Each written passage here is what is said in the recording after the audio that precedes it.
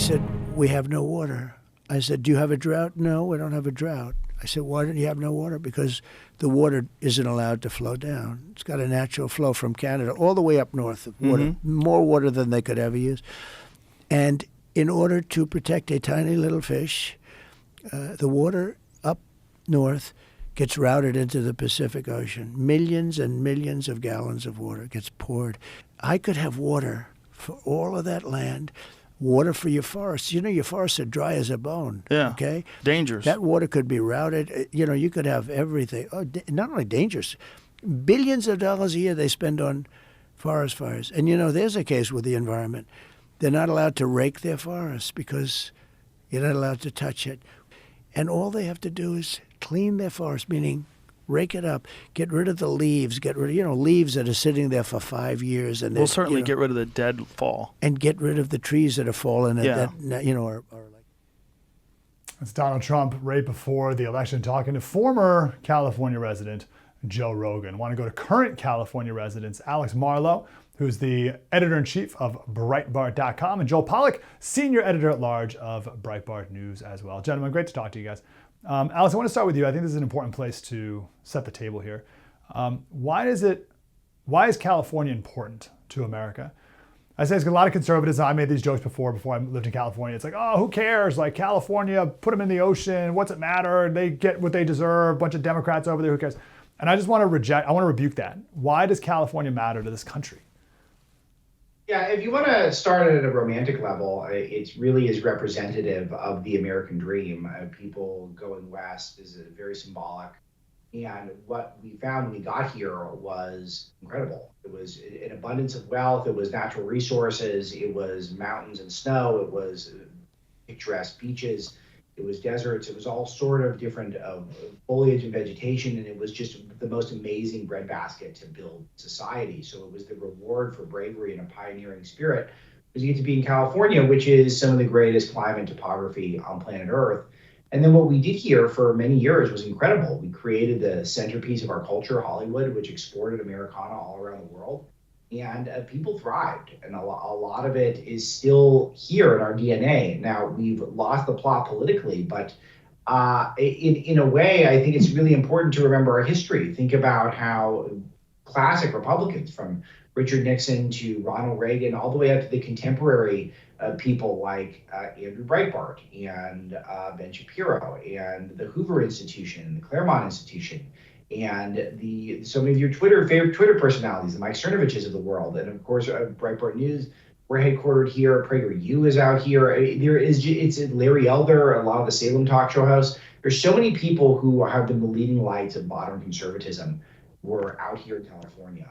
And it is a long history of being the epitome of the American dream, but also this incubator of deep conservative thought. So I'm glad you started there, Mike, because it really is an important point to emphasize. Yeah, I don't want to give up on it. Joel, and if you want to comment on that, I'd love to hear it, but if everyone doesn't know, your house was barely spared in the recent wildfires, praise God. But you have been instrumental in covering the cleanup and Trump's involvement with California now, and you're on the front lines here, and I'm so grateful. What can we learn as a nation about the corruption that has infiltrated Los Angeles that maybe, hopefully, people are starting to see? What do we need to know? Well, there's a disconnect between politicians and results. Democrats keep getting elected and reelected in California despite a track record of failure. That's not to say Republicans have done much better. Jerry Brown was elected to return to the governorship in 2010 after Arnold Schwarzenegger had a disastrous second term where the state basically ran out of money. And I think that sealed the fate of the Republican Party in California for quite a long time to come. But still, there's no correlation between performance and results. We've started to see a little bit of a pushback with voters throwing out their district attorneys, the George Soros-funded prosecutors in Oakland and here in Los Angeles, because the crime wave just became too much for people to bear. So you're starting to see a bit of a backlash. But I don't think that voters are yet holding the state's leaders accountable.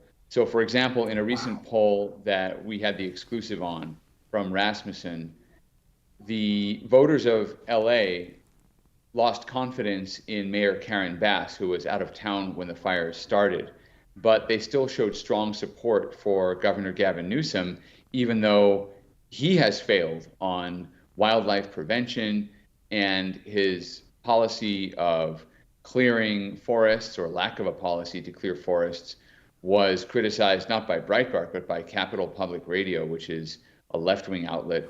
There's a universal recognition by people who understand how the state works or doesn't work that Newsom is basically a failure on policy. And yet he was reelected, and Democrats like Newsom are going to get reelected for the foreseeable future, unless there really is a strong alternative.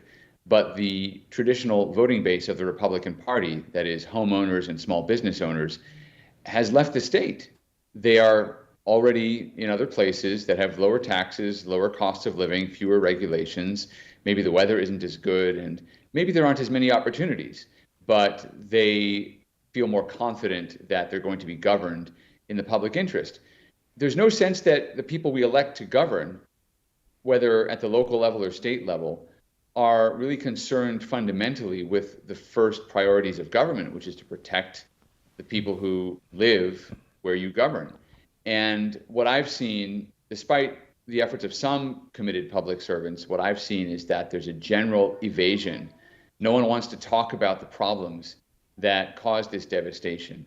No one wants to talk about the lack of an emergency plan, the fact that the water ran out, not just in Palisades, I learned yesterday, but also in Altadena. I went to the Eaton fire in Altadena, and they also lost water pressure. That's because our water systems are designed for house fires, not for wildfires.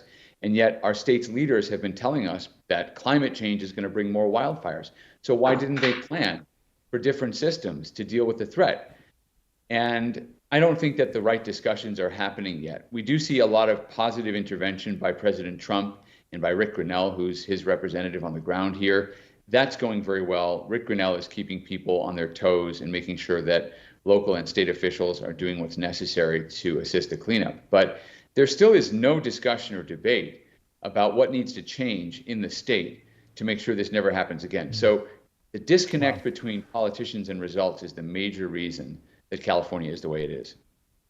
Amazing. I got 4 minutes. I want to ask one more question to both of you guys. Alex, there was a glimmer of hope when these fires were happening that people in California would start to wake up. If not this, what is a rock bottom? And what's your advice to conservatives in California to maybe take the state back? Yeah, this is really exciting. And a lot of us here who are out here conservatives, we think of this as really the best opportunity we've ever had, and maybe the last opportunity we've ever had to make some headway with getting people to work our worldview, because it's not just that we weren't prepared for the fires. The mismanagement since then has been kind of nuts. The delays in terms of letting people get back to their homes, the fact that all these FEMA funds that are getting stolen essentially by people who are impersonating all sorts of different people in order to collect money that was for people who lost their houses. And now we're seeing that the money for the people who had their houses burned down is getting sent to homeless people, so people who didn't have homes to begin with, and they're getting some of the FEMA aid.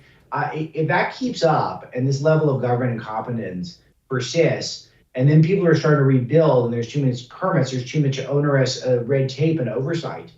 And you saw the way Gavin Newsom was not present at all. Karen Bass was in Africa despite pledging not to leave the country when she was mayor of LA.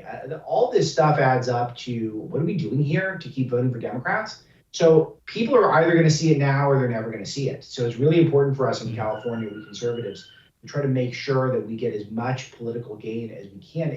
Look, I hate to be cynical about it, but the damage is done, and now it's important to remind people that the left blew this, they messed it up in favor of the Delta smelt, and you can't give them power anymore. Yeah. Joel, we got about 60 seconds. Can California be red again? I think more important than whether it's red or blue is whether it's a livable state. I think right now, frankly, the best hope for California is that a Democratic candidate will emerge who can adopt conservative solutions to California's problems. There really is a psychological barrier in California to liberal voters in voting for a Republican. They might do it if they have to, but when you look at Republicans who've succeeded in local races, it's because they dropped their party affiliation or because they campaigned as Democrats. I do think there's a psychological and cultural barrier that is not going to be broken in the near future. So I'm hoping that we can win the battle of ideas rather than the battle of parties and get someone elected in important state office and state offices in California who understands the importance of conservative policies, even if they have a D after their name. Really well said. Breitbart News, holding down fort in California, rooted in California as well. Alex Marlow, editor-in-chief, and Joel Pollak, senior editor-at-large. Thank you, gentlemen. Thanks for your time. Thanks, Mike.